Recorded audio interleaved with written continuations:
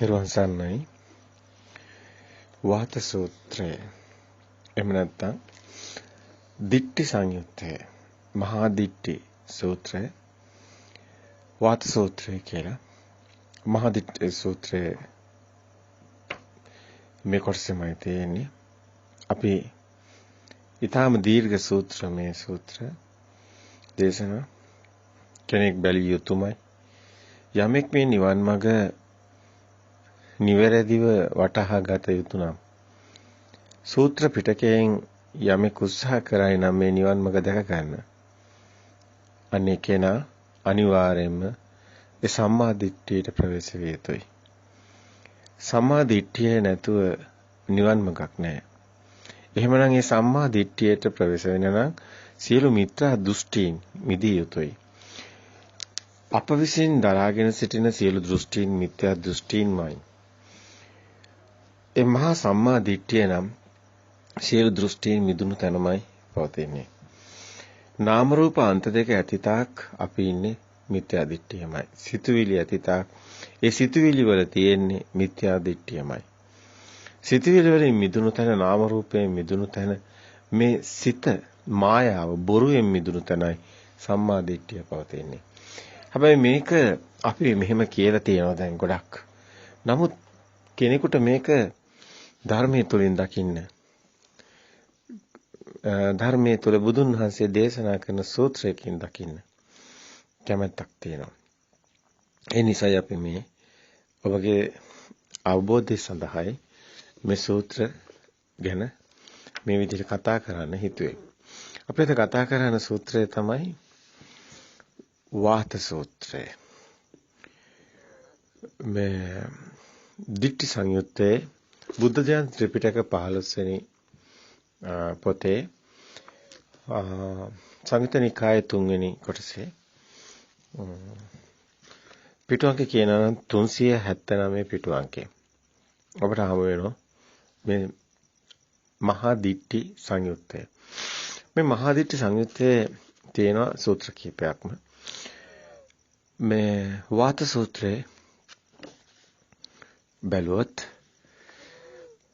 මහණෙනි කුමක් ඇති කල්ලි කුමක් නිසා කුමකට පිවිස මෙබඳු දෘෂ්ටියක් උපදීද වාතය නොහමති නදීහු ගලා නොබසිති ගැබිනියෝ ප්‍රසව නොකරති සඳහිරු උදා නොවේති නෝද බැස ඇති මේ හැම ඉන්ද්‍ර කීලසෙයින් සිටියහුදයි වහන්ස දහම් වූ මේක අපි බැලුවොත් ඒ තේරුම අපි කියන්නේ එතකොට සිංහල පරිවර්තනය සූත්‍රයේ තියෙන විදිහට බැලුවොත්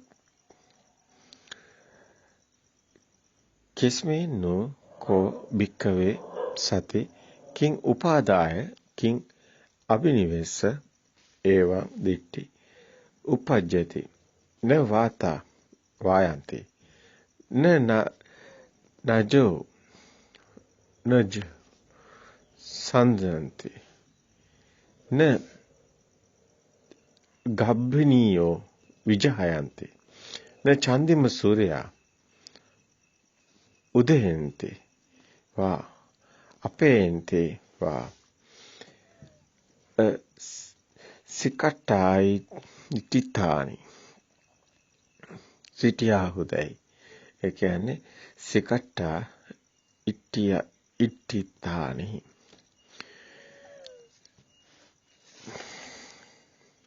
වාතයෝ නොහමති නදීහු ගලා නොබසති වාතා වායන්ති නජේ සන්දන්ති ගැබිනියෝ ප්‍රසව නොකරති න ගැබිනියෝ විජහයන්ති සඳහිරු උදා නොවේති න චන්දිම සූර්යා උදයනි. මේ කතා කරන්නේ මේ මහණෙනි කුමක් ඇති කල්ලි කුමක් නිසා කුමකට පිවිස මේ වගේ දෘෂ්ටියක් උපදීද කියන එක. වහන්ස දාම් වූ භාග්‍යවතුන් වහන්සේ මුල් කොට ඇත්තා. භාග්‍යවතුන් වහන්සේ වෙතින් අසා භික්ෂුව දරා ගන්නා. දරන්නාහ. භගවා මූලිකා නෝ බන්තේ ධම්මාපේ භගවතෝ සුත්වා බික්ඛු දාරේසෙන්ති. භාග්‍යවතුන් වහන්සේමයි මේ ධර්මය දේශනා කරන්නේ. සබ්භාග්‍යවතුන් වහන්සේ යමක් දේශනා කරද අපි ආයෙම දරා ගන්නවා. මේ විදිහට එදා බුදු සමය තුළ බුදුන් වහන්සේ මේ ධර්මයේ දේශනා කරන සූත්‍ර බොහෝමයක් අපිට දකින්න ලැබෙනවා. එහෙම කිව්වම බුදුන් වහන්සේම මේ ධර්ම කාරණා පැහැදිලි කරනවා. එතකොට බුදුන් වහන්සේ මෙහෙම දේශනා කරනවා. මහණෙනි, රූපේ ඇති කල්ලි රූපේ නිසා රූපයට පිවිස වාතයෝ නොහමති. නදීහු ගලා නොබසති. ගැබිනිහු ප්‍රසව නොකරති. සඳහිරිහු නොද උදා වෙති.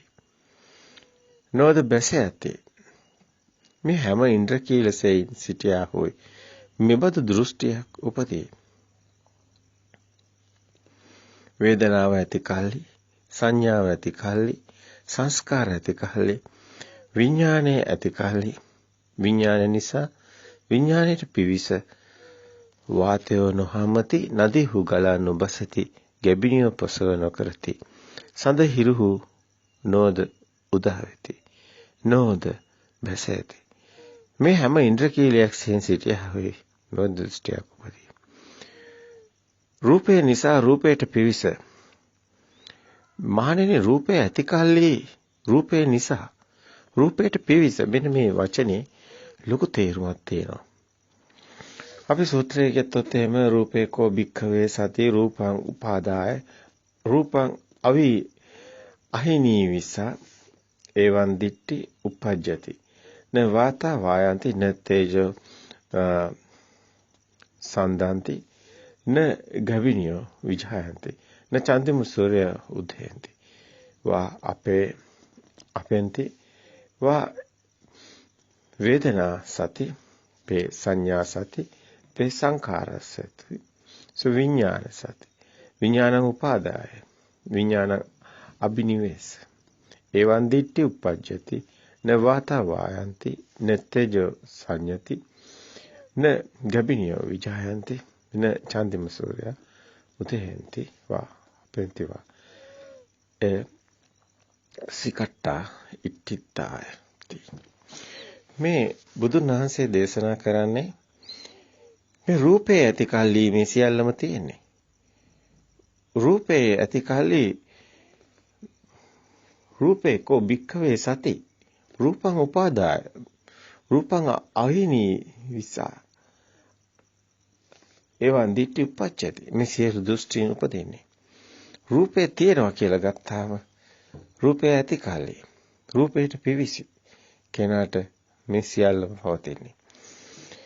මහණෙනි, ඒ කිමක් හකියුද? රූපේ නිට්ටය හෝ වේද අනිත්‍ය හෝ වේද? ඔනීගාවට බුදුන් වහන්සේ දේශනා කරනවා. තින්කින් මඤ්ඤත භික්ඛවේ රූපං අනිච්ඡං වා අනිච්ඡාවාති. රූපේ නිට්ටය හෝ වේද අනිත්‍ය හෝ වේද? එවිට භික්ෂුන් වහන්සේලා උත්තර දෙනවා. වහන්සේ අනිත්‍යය අනිච්ඡම් බන්තේ. යමෙක් අනිත්‍ය නම් එය දුක්ඛෝ වේද සෝ වේද? බුදුන් වහන්සේ ප්‍රශ්න කරනවා.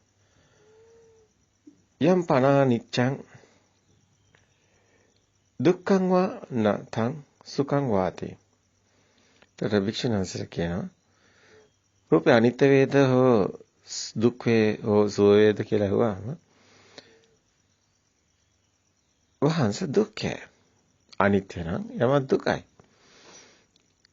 යමක් නිට්ටයද අනිත්‍යද කියලා ඇහුවා. එතකොට සංඝයා වහන්සේලා උත්තර දුන්නා අනිත්‍යයි බන්තේ අනිතම් බන්තේ කියලා. ඊට පස්සේ ඇහුවා යමක් අනිත්‍ය නම් ඒ දුක්ඛෝ සප වේද කියලා. ඊට පස්සේ කිව්වා දුක්ඛේ කියලා. දුක්ඛම් බන්තේ. යමක් අනිත්‍ය නම් දුක් නම් පෙරලන සෑවි නම් ඒ ඇසිරි නොකට වාතය නොහමති. නදීහු ගලා නොබසති. ගලා බස නොකලබසි. ගැබිනිහු ප්‍රසව නොකරති. සඳහිරු නොද උදා වෙති. නොද බැස ඇති. මේ හැම ඉන්ද්‍රකීලසෙයින් සිටියා හොයි මෙබඳු දෘෂ්ටියක් උපදීද වහන්ස තෙල නොවේමය. වේදනා සංඥා සංකාර විඥාන නිට්ටය හෝ වේද අනිත්‍ය හෝ වේද වහන්ස අනිත්‍යමය.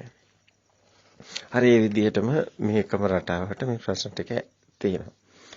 දැන් මෙතන තියෙන වැදගත්ම කාරණය තමයි මේ රූපේ සත්‍යයක්ද කියන එක. දැන් රූපේ සත්‍යයක්ද කියලා කියනකොට අපිට තේන්නේ අපිට මේ ඔබට දැනෙන්න ඕනි මේ බුදුන් වහන්සේ මේ බාහිර හැමදේම රූප කියන වචනෙට කොටු වෙනවා ලඝු වෙනවා. එතකොට මේ රූපේ ඇති කල්ලි සියල්ලම තියෙන්නේ. ඒ කියන්නේ ඇසෙන් දකින රූප.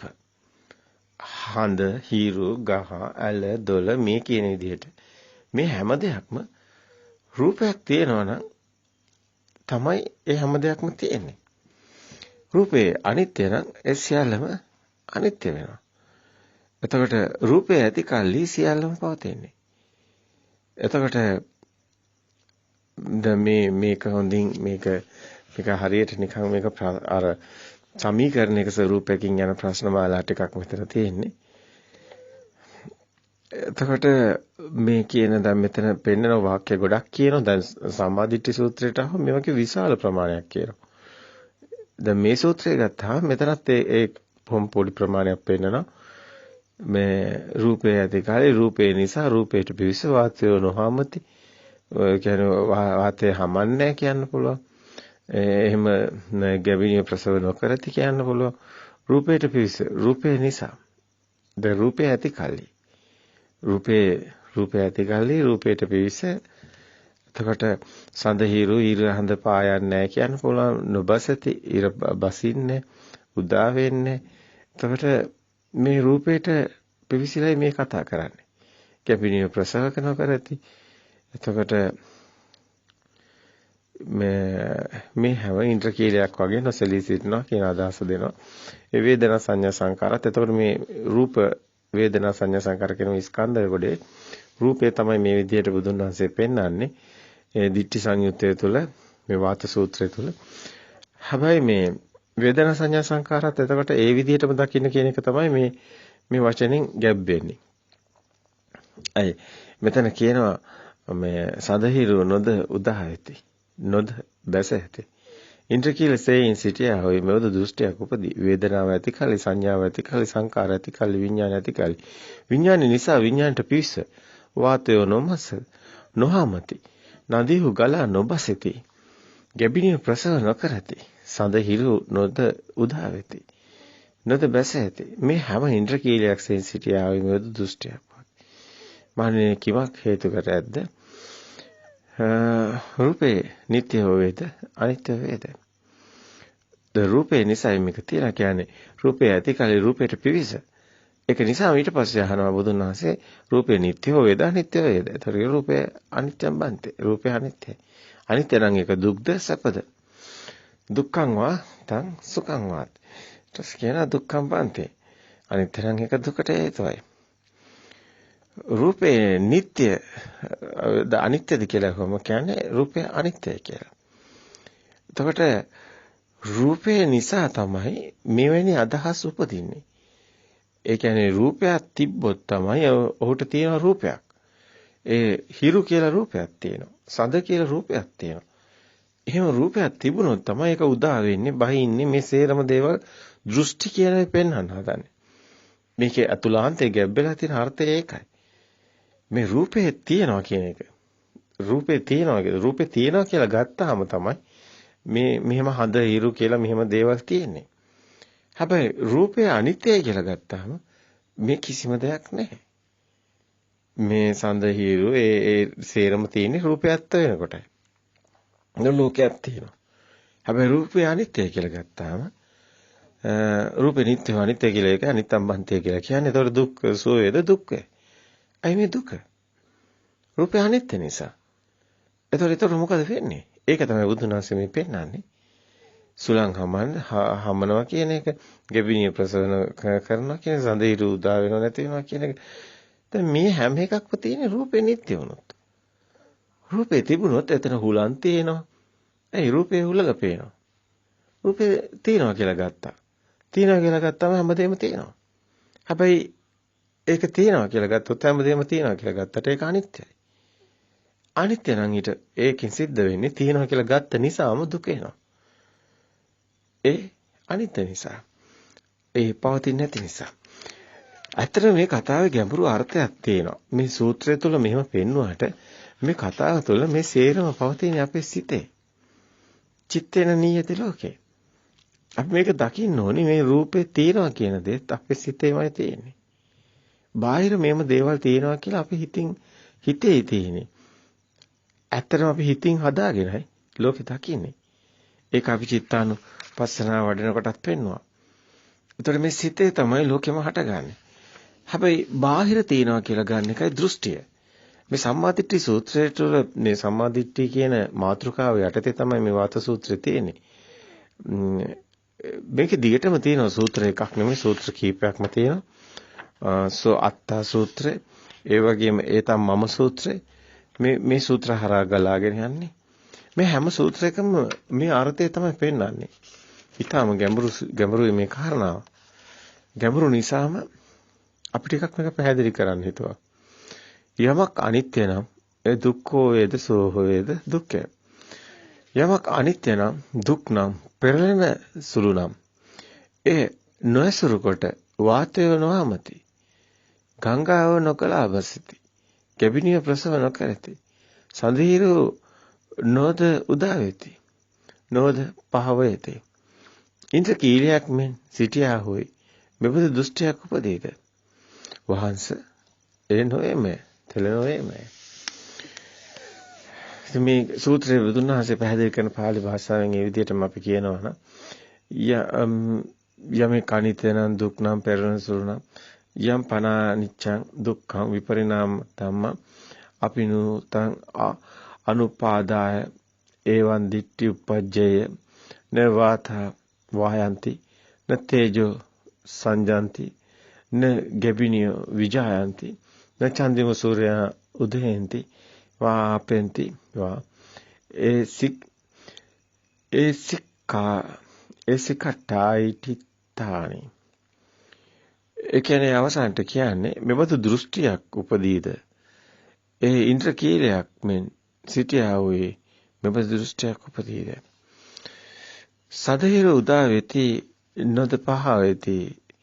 ඉන්ද්‍ර කීලයක් මෙන් සිටියා වූයේ මෙබඳු දෘෂ්ටියක් උපදීද. වහන්සේ නොයමයි. යමෙකුත් දක්නා ලද්දේ අසන ලද්දේ සුමුණා රස විඳිනා පහස්නා ලද්දේ දන්නා ලද්දේ පැමිණෙන ලද්දේ සොයන ලද්දේ සිතින් හැසිරෙන ලද්දේ වේනම් එයත් නිට්ටය වේද අනිත්‍ය වේද අනිත්‍යම් බන්තේ. යමෙක් අනිත්‍ය නම් ඒ දුක්ඛ වේද සෝ වේද දුක්ඛම් බන්තේ. යමක් අනිත්‍ය නම් දුක් නම් වෙනස් වෙන සුළු නම් ඒ නොයසුරු කොට වාතය නොහමති. ගංගාව ගලා නොබසිති.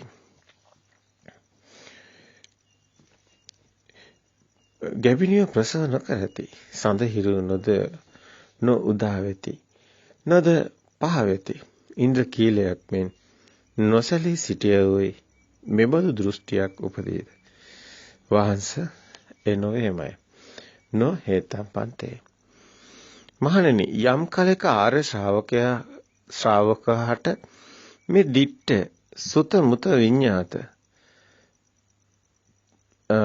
පත්ත පරේෂණ අනු විචරිත යන මේ සිතන්හි සැක ප්‍රහීන වූයේ වේනම් දුක්ඛ හේතු ඔහුට සැකේ ප්‍රහීන වූයේ වේ. දුක්ඛ සමුදයේදු ඔහුට සැකේ ප්‍රහීන වූයේ වේ. දුක්ඛ නිරෝධයේදු ඔහුට සැකේ ප්‍රහීන වූයේ වේ. දුක්ඛ නිරෝධගාමී ප්‍රතිපදාවෙහිදු ඔහුට සැකේ ප්‍රහීන වූයේ වේ. මහණෙනි මේ ආර්ය ශ්‍රාවක අපායේ නොවැටෙන සුළු නියත වූ සම්බෝධිය පිහිට කොට ඇති සෝතාපන්නයයි කියනු ලැබේ. මෙන්න මේ අවසාන ඡේදයේ ඊටම වැදගත්කමක් තියෙනවා. හැබැයි මේ දිගටම පෙන්නන්නේ මේක ටිකක් සමීකරණ ස්වරූපයෙන් තියෙන සූත්‍රයක්. ඒක නිසා මේක ගලප ගන්න ඕනි. මේ රූපේ ඇති කල්ලි වේදනා සංඥා සංකාර ඇති කල්ලි රූපේ තිබුණොත් තමයි වේදනා සංඥා සංකාරත් පේන්න පුළුවන්කම තියෙන්නේ. අන්න ඒ නිසාම අපි එකක් උදාහරණයකට අරගෙන කතා කරන්නේ. නමුත් රූපේ වගේම වේදනාවත්. ඒ හැම දෙයක්ම එකම කතාවක් තමයි කියන්නේ. ඉතින් බුදුන් වහන්සේ උපමාව ගන්නකොට රූපේමයි ගන්නෙ. රූපේ ඇති කල්ලි රූපේ ඇසුරු කොට රූපේ තියනවා කියලා ගත්තොත් තමයි හඳ තියනවා කියලා ගන්නෙ. හිරු තියනවා කියලා ගන්නෙ. මේ මෙතන අපිට ඔබට දැන් මේ කියනකොට ගැටලුවක් ඇති වෙනවා. ඒ ගැටලුව තමයි අයි මේ ගැබිනිය ප්‍රසව නොකරති කිව්වේ. අයි මේ ගංගාව ගලා නොබසිත කිව්වේ. නොගලා බසිත කිව්වේ. අයි මේ වාතය නොහමති කිව්වේ. යමෙක් අනිත්‍ය නම් දුක් නම් වෙනස් වෙන සුළු නම් ඒ නොඇසුරු කොට. ඒ නොඇසුරු කොට කියන්නේ ඒ ඇසුරු කොට තමයි වාතය හමන්නේ. ඒ නොඇසුරු කොට වාතය නොහමති. ඒ ඇසුරු කරන්නේ නැතුව වාතය හමන්නේ. ඒ කියන්නේ යමක් අනිත්‍ය නම් දුක් නම් වෙනස් වෙන සුළු නම් ඒ නොඇසුරු කොට වාතය නොහමති. ඒ කියන්නේ ඇසුරු කරලයි වාතය හමනවා කියලා අපි කියන්නේ. අපි මේ හැම දෙයක්ම තියෙනවා කියලා ගන්නෙ රූපේ තියෙනවා කියලා අරගෙනයි. රූපේ තියෙනවා කියලා ගත්තාම තමයි හුලං හමනවා, ගංගා ගලා බසිනවා, ගැවිනිය ප්‍රසව කරනවා, සඳහිරු උදා වෙනවා. අපි මේ හැම එකකම තියෙනවා නේද? නේ ගලන ස්වරූපයේ උපමා නේද බුදුහාමුදුරුවෝ අරන් තියෙන්නේ. මෙතන හුලඟ ගන්නවා වාතේ. හුලඟ හමනවා. ඊට පස්සේ ගන්නවා ගංගාව. ගංගාව ගලා බසිනවා. ඊට පස්සේ ගන්නවා ගැබිනිය ප්‍රසව. ඒකත් ගන්නවා දැන් ගලා බසින කොටේම. මේ ගැබිනිය ප්‍රසව. ඊට පස්සේ හඳ පායනවා. හිරු බැසෙනවා. මේ සඳ හිරු දෙක උදා වෙනවා බැසෙනවා. දැන් මේව ඉන්ද්‍රකීලයක් වගේ නොසලී සිටිය උදයි දෘෂ්ටියක් උපදීද කියලා අහනවා. නොසලී සිටියේ මෙබඳු දෘෂ්ටියක් උපදීද කියලා අහනවා. දැන් සියල්ල අනිත්‍ය නම් මේවා ස්ථිරයි කියන මේවා එහෙම වෙන්නේ නැහැ කියලා. ඒ කියන්නේ මේවා ගලා බසින් නැති දෘෂ්ටියක් ඉන්ද්‍රකීලයක්සේ නොසලී සිටින දෘෂ්ටියක් උපදීද කියලා. ඒ නොහෙමයි. නොහේතම් බන්තේ. ඒක නිසා බුදුන් වහන්සේ මේ පෙන්නන්නේ සියල්ල අනිත්‍ය නම් සියල්ල දුක් නම් ඒ අනිත්‍ය නිසායි ගංගා ගලන්නේ. ඒ අනිත්‍ය නිසායි හුලං හමන්නේ. ඒ අනිත්‍ය නිසායි ගැබිනිය ප්‍රසව කරන්නේ. ඒ කියන්නේ දරුවෝ උපදින්නේ අනිත්‍ය නිසා. දැන් අපි සම්මුතිය තුළින් කතා කරන්නේ. එතකොට සඳ හිරු පායන්නේ, බැස යන්නේ අනිත්‍ය නිසා. හැබැයි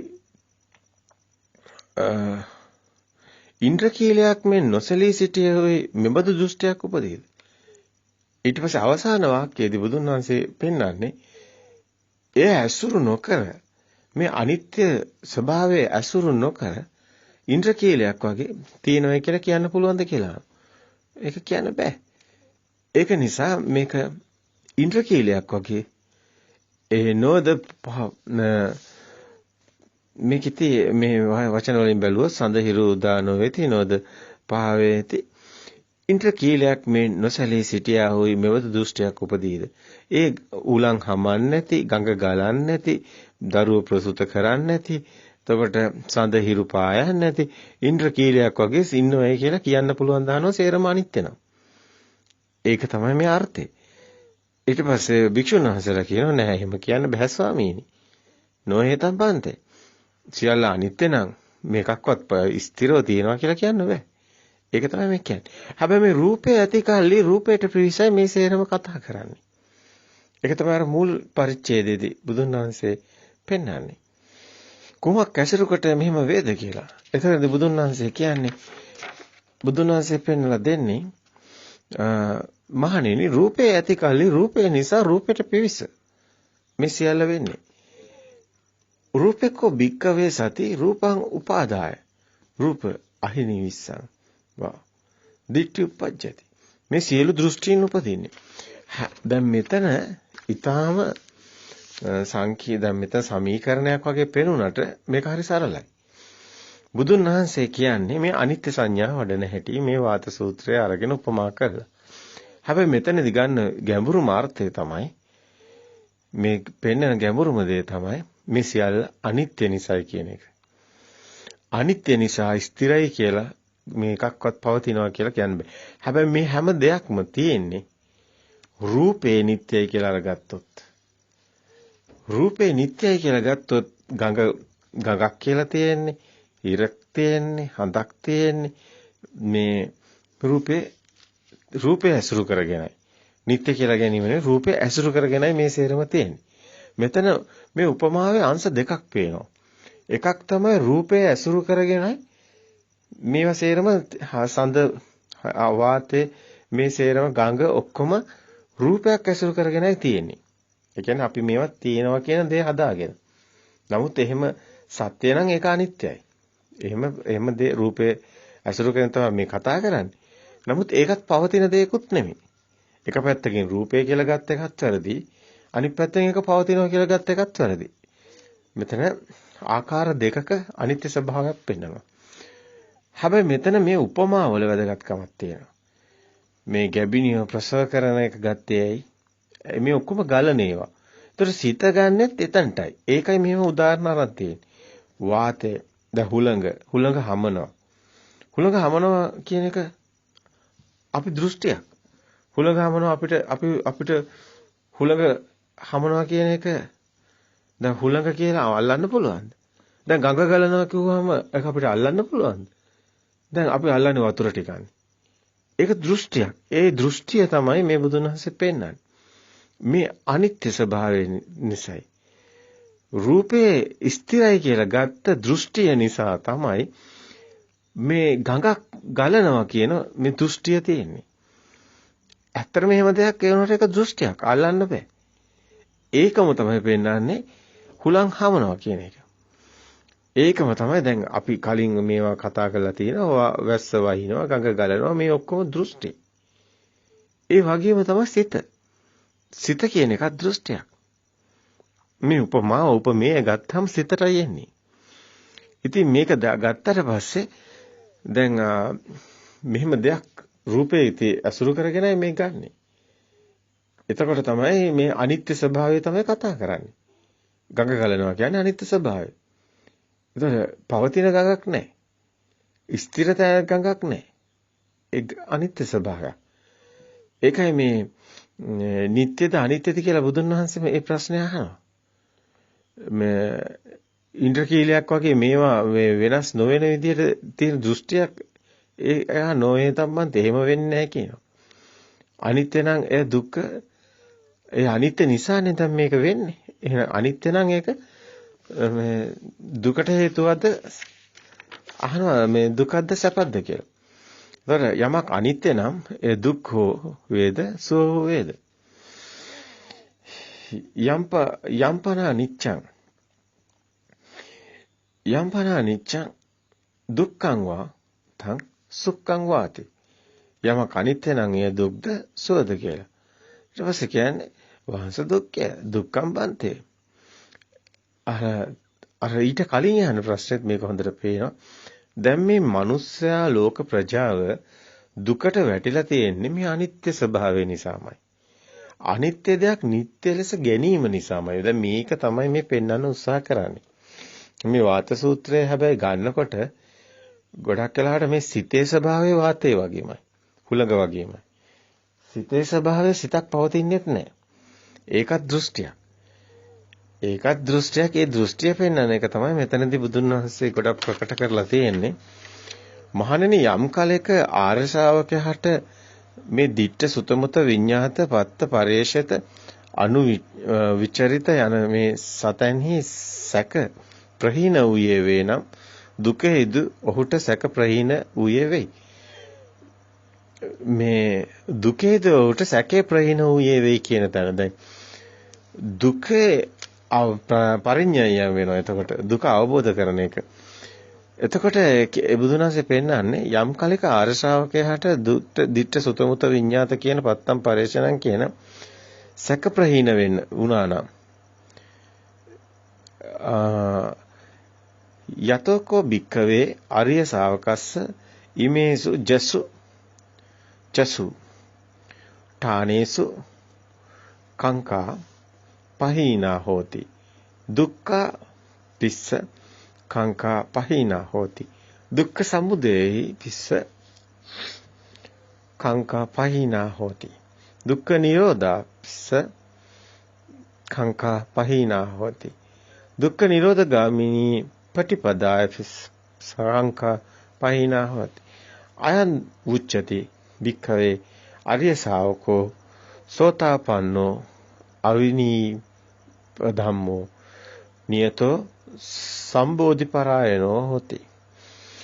නියත සම්බෝධි පරායනේට එහෙම නැත්නම් මේ සෝතාපන්න ආර්ය ශ්‍රාවකයා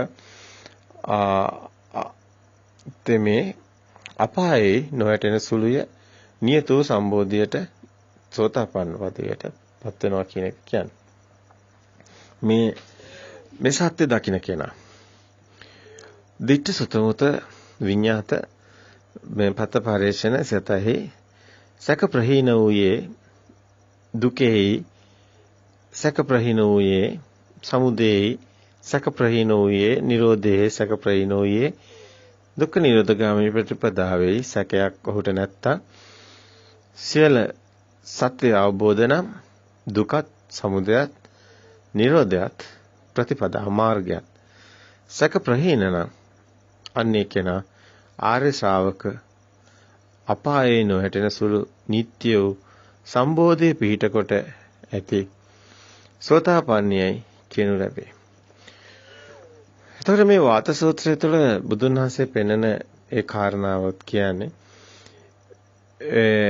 ආර්ය ශ්‍රාවකයෙක් කියලා කියන්නේ මේ සිතින් මිදුණු කෙනෙක්. නාම රූප දෙකෙන් මිදුණු කෙනෙක්. අන්තවලින් මිදුණු කෙනෙක්. ඒ කියන්නේ රූපේ අවබෝධ කරගත්ත කෙනෙක්. රූපේ පරජානාති. රූපේ සත්‍ය නෙමෙයි අසත්‍යයක් කියලා.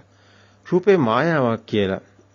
ඒ සත්‍ය ඥානෙ දැනගත්ත කෙනාට රූපේ සත්‍ය වෙන්නේ නැහැ. රූපේ සත්‍ය වුණොත් ඒ කෙනා බාහිර ලෝකේ සත්‍ය වෙනවා. බාහිර ලෝකේ සත්‍යයක් නෙමෙයි. ඇත්තටම තියෙන අසත්‍යයක්, අනිත්‍යයක්. අනිත්‍ය ස්වභාවයේ මුළු ලෝකෙම පවතින්නේ. මෙන්න මේ කාරණේ තමයි මෙතන ඉස්මතු කරන්නේ. ඉතින් මෙතනදී අපිට මේ ඔබට එතකොට මේ මෙතනදී උපමාවට මේ ගැබිනිය ප්‍රසව නොකරති කියන කාරණාව ඊටාම ගැඹුරු කාරණයක්. මොකද හුළඟ හමනවා, ගඟ ගලනවා, හිරු පායනවා, සඳ බැස යනවා. දැන් මේ වගේ මේ කතා කරන්නේ දෘෂ්ටි. එතකොට මෙතන දෘෂ්ටියක් විදිහටම පෙන්නනවා ගැබිනිය ප්‍රසව නොකරති කියනකොට. ගැබිනිය ප්‍රසව කරන කියන කාරණාත් මේ හුලං හමනවා වගේ දෙයක් විදිහට තමයි මේ වාත සූත්‍රය පෙන්වන්නේ යන්නේ. මේ වාත සූත්‍රයේ අපි දැක්ක තවත් තැනක තියෙනවා මේ වාතය නිසා උද්ධංගම වාතය නිසා ඇති වෙන පීඩන නිසා අර එළියට දරු ගැබ එන ස්වභාවය කෙනෙක් කරනව නෙමෙයි කියලා බුදුන් වහන්සේ පෙන්නනවා. ඒක තව ඉස්සරහට අපි ගමු මේ සූත්‍රය.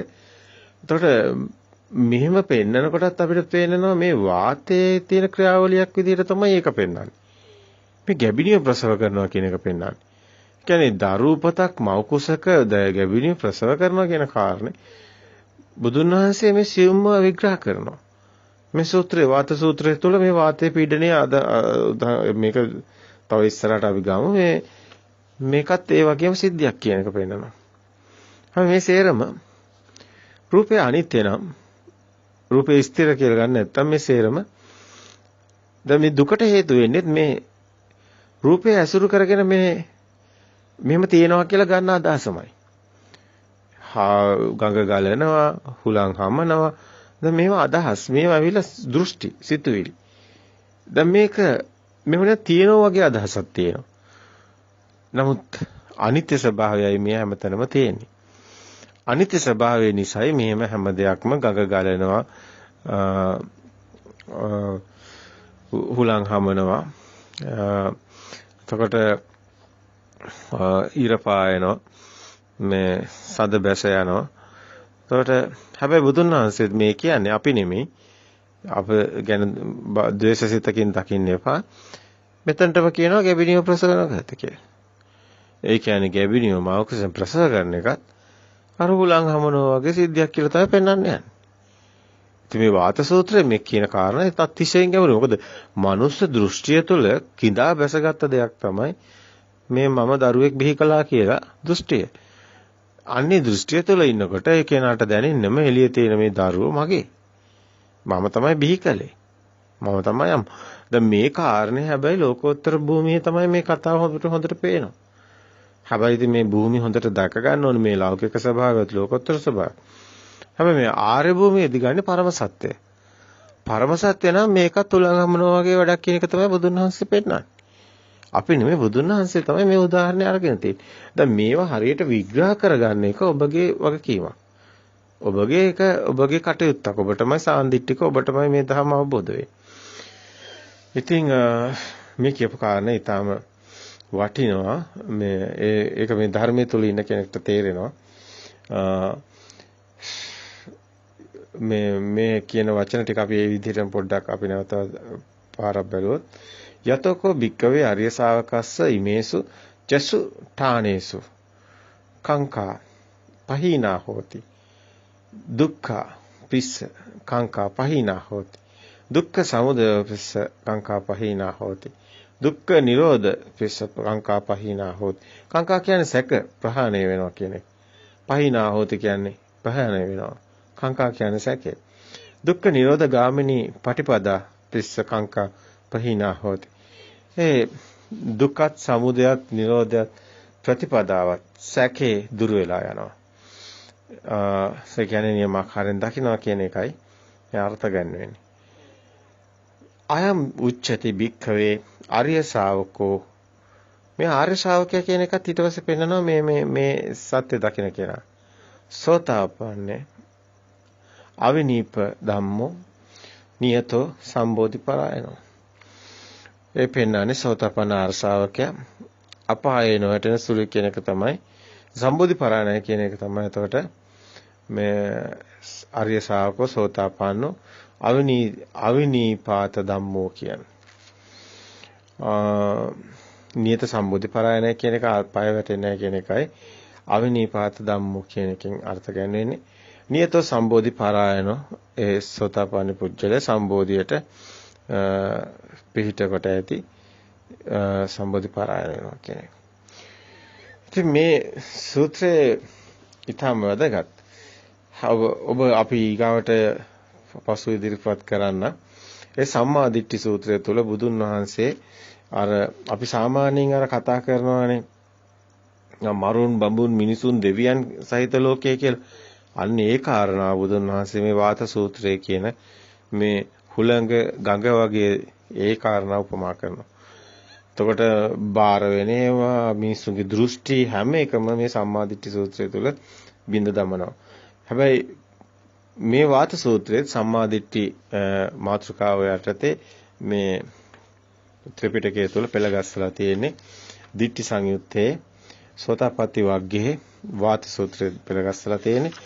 ඉතින් මේක තමයි ආරම්භයේ තියෙන මේ සම්මා දිට්ඨි සූත්‍රයේ මේ දිට්ඨි සංයුත්තේ තුළ. ඒ තමයි සූත්‍රය කියලා මෙතන ඊට පස්සේ ඊගාව සූත්‍රය පැහැදිලි කරන්නේ.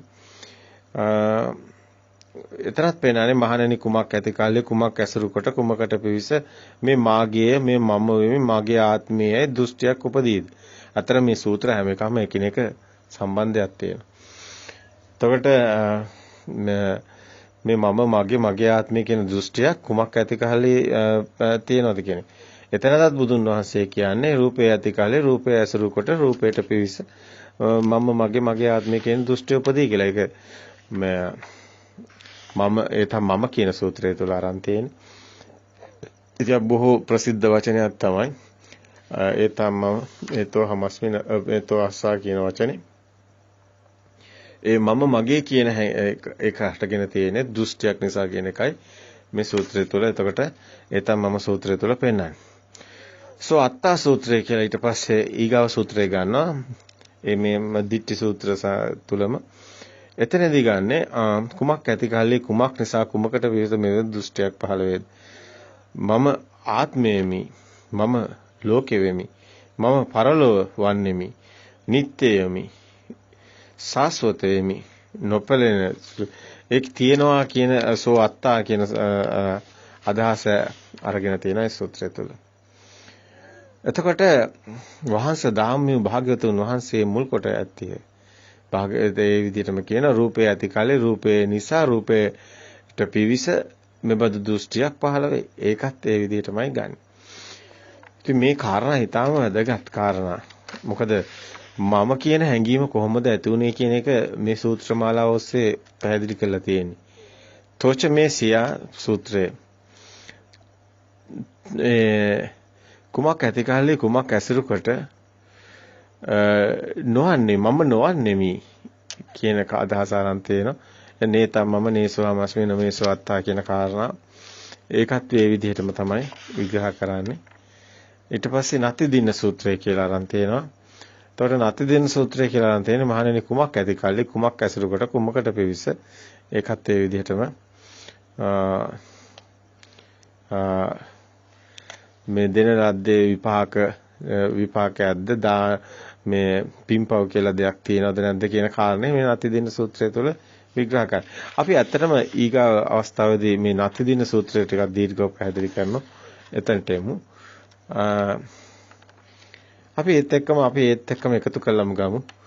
ඊගාව දේශනෙට මේ ඒතම් මමේසෝ අමස්මි කියන එකත් අත්තා සූත්‍රයත් ඒ වගේම මේ සමාධිටි මාත්‍රකාව යටතේ එන ඒ තමම කියන සූත්‍රයත් මේ ටික අපි ඊගා අවස්ථාවේදී පැහැදිලි කරමු.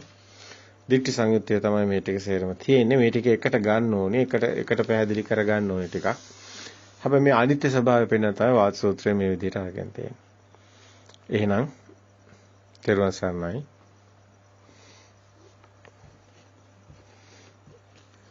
Mm-hmm.